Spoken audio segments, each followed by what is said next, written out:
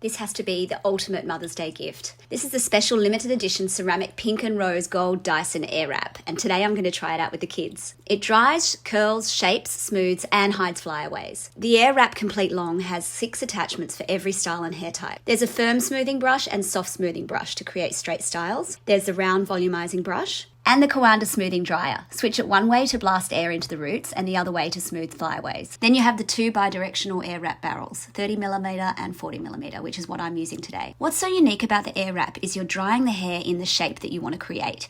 You can also use the cool shot function and pop in the pin curls or rollers to really set the shape. This creates a longer lasting curl. Max has been cultivating a bit of a 90s boy band haircut and he loved the volume the Airwrap was able to give him. And Lulu loves the soft waves that we were creating around her face. And she got the hang of it pretty quickly actually. It's really simple to use because it takes the trickiness out of it. You know, normally when you wrap hair around a tong, you have to be quite coordinated.